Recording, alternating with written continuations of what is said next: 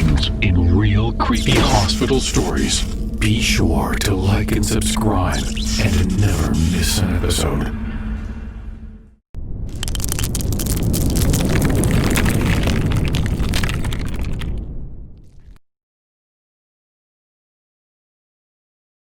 One of the most terrifying days of my life was when my two friends and I decided to explore inside a hospital in Mississippi.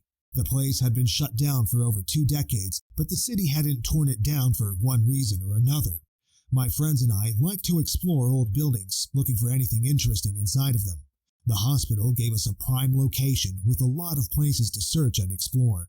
It was starting to get a little dark outside, but nighttime explorations were not something we were unfamiliar with. We had brought backpacks to make sure we could carry out any treasures we found and lights to make sure we could see if it became too late. We started by walking around the building, seeing if there were any outbuildings that might be of interest. We were around the backside of the property when we saw a small shed set back near the property line. It had only 3 sides to it with an open front. We really didn't know what we expected to find when we got inside, but we quickly became excited when we found an old foosball table. It even still had a couple of the balls for the game in one of the slots at the end. The table was too big to pack out, but we decided to play a couple of games to take advantage of the find. I was up against the back wall, facing the main building of the hospital.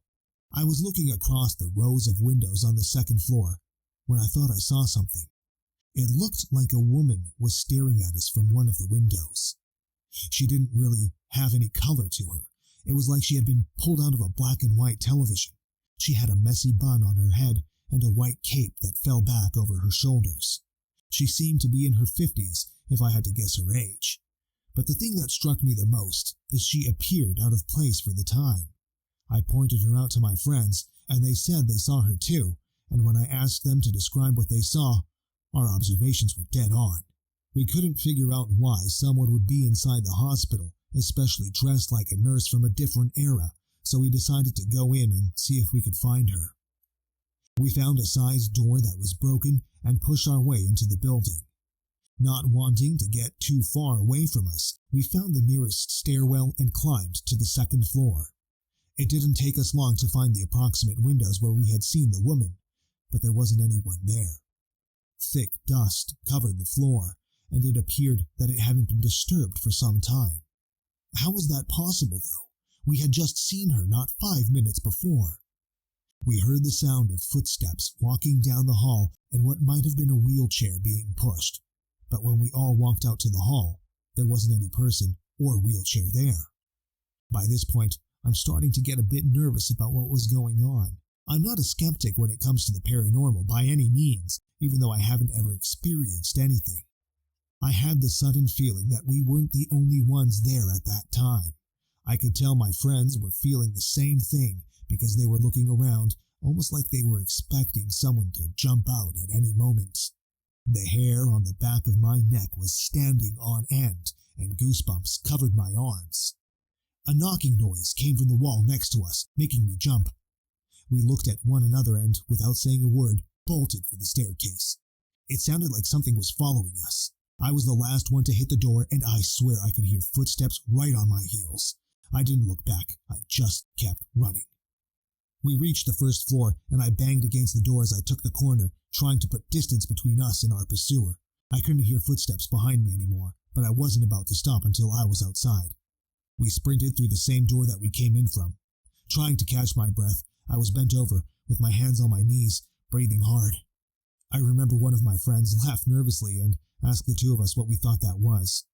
Both of us looked at him but didn't respond, not wanting to share what we all thought it was. Given that my friends and I had been in a lot of old and abandoned buildings, it surprises me now that we hadn't experienced any paranormal activities until the day we went to the hospital. One of our parents was a very spiritual woman, and when we told her our story, she was concerned for sure, but not surprised that given all the people that worked and died in the building, that someone might reside there after they died. We didn't go in many buildings after that day because the memory stuck with us for quite some time. I think about the time back there to see if something would happen, but even now, as an adult, I get chills thinking back to that day.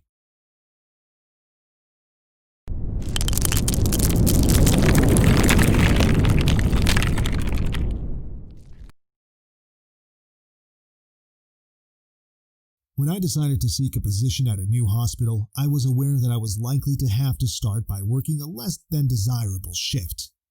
I worked 5 days a week from late afternoon to late at night. Working these hours was terrible for anyone who had any desire to have a social life, so it wasn't long before I decided to look into what other shifts had openings available. The only one at the time that had a slot available was the overnight shift, or what was known as the third shift in the hospital.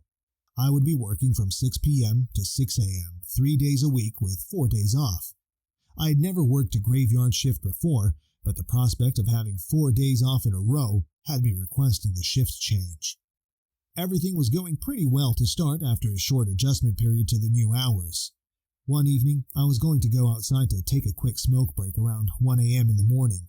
I didn't want to go alone, so I started walking around, asking all the other nurses and techs that I knew that smoked if they would go outside with me. Everyone seemed either too busy or had recently gone, so I was stuck going by myself. I went over to the elevator and hit the button to go downstairs and waited for the car to arrive. At this late hour, it was unusual for anyone to be moving around other than staff, so when the doors opened, no one was inside. I hit the button for the ground floor, and the doors slid shut. I remember it was a little cold in the car, but nothing I couldn't deal with at the time.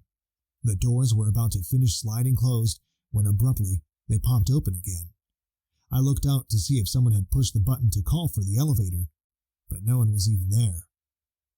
I just happened to look down at the buttons inside the car for the floors, and to my surprise, every floor from the 6th floor where I work all the way down to the ground floor had been pressed.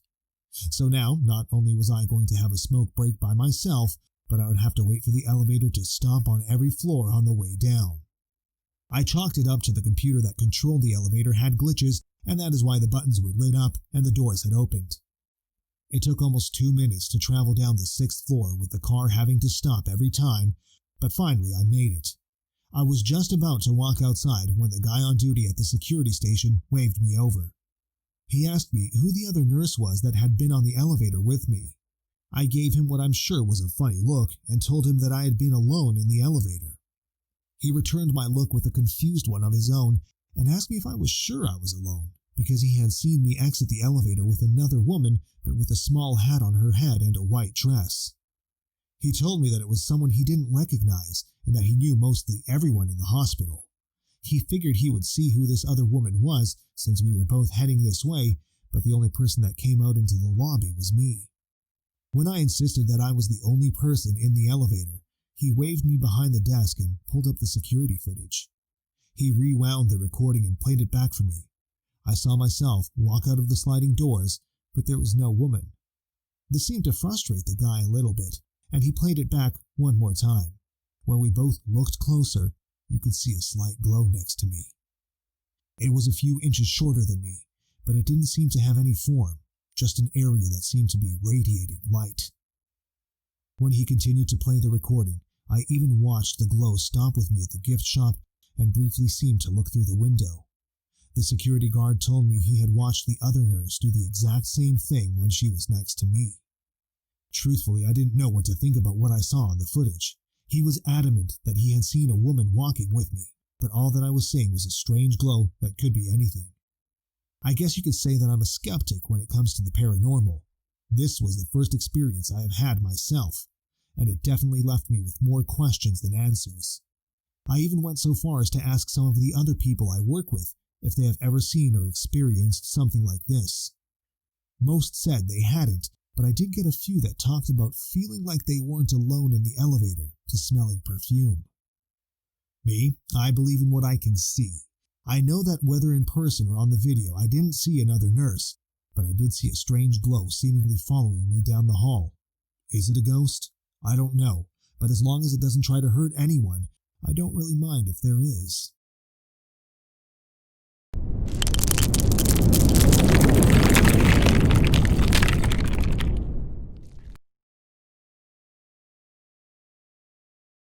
A few years ago, my mother had to go in to get her gallbladder removed. Because she was in her late 70s, they wanted her to stay for a few days. That way, they could monitor her after the surgery. When she was out of recovery, she was transferred into room 743 in the older part of the hospital. I spent as much time with her there as I could before and especially after work. That way, she wouldn't be lonely there all by herself. Although the room was nice as far as hospital rooms are concerned, and it had a great view, I never could feel comfortable there. As soon as I stepped in, it just felt off. I chalked it up to the general uneasiness one gets when someone you love is in a hospital because the feeling would leave as soon as I left the room. That was until my mom checked herself out early, a day earlier than her doctors wanted.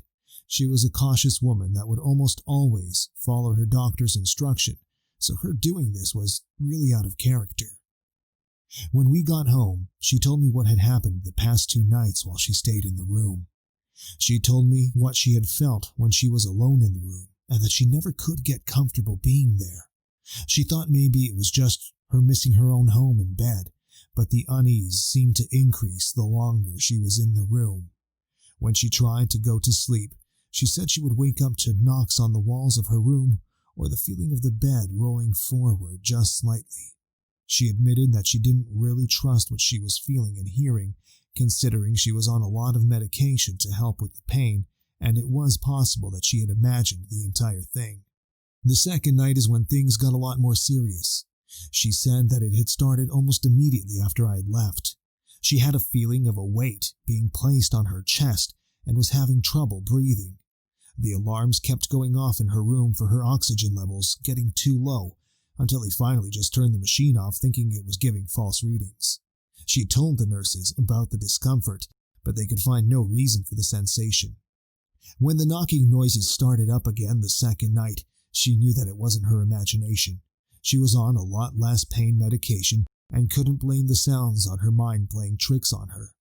She also told me that she heard footsteps walking around her room like someone was pacing back and forth near the end of her bed.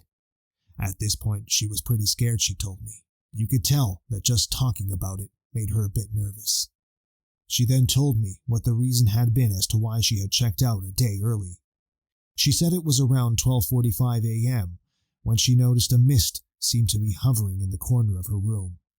She looked at it, she told me, for about 15 seconds and then it started to come towards her. As it got closer to the bed, it took the form of a woman wearing a long silvery gown with a scarf wrapped around her head. She told me that she didn't look angry, just sad. She said she came over to the bed and sat on the edge of it. The thing she remembered most about the lady was she didn't make a sound, not when she walked over or when she sat down. The lady touched my mom on the arm, she said, and a chill went through her entire body. She got up and walked back to the corner and disappeared. My mom believes that it was a woman who had passed away sometime in the hospital and, for some reason, hadn't passed over yet. Despite her thoughts of why the woman was there, my mom refused to stay another night in the room. She wanted to get away from the unwanted visitor and back to the safety of her own home. After hearing her story, I didn't blame her. I told my mom about the feelings that I had when spending time with her, and we both agreed that the woman was present even during the day, but became more active during the night. I go to the other hospital in town now, even though it is possible that we could encounter a spirit there too. As of yet, we have been lucky not to have any late-night guests.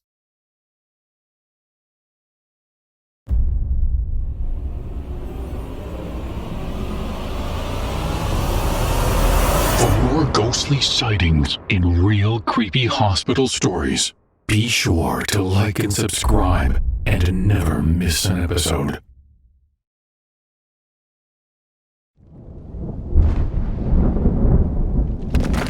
Submit your own story on Reddit at Chilled Bones Writes, and thanks for watching our scary stories.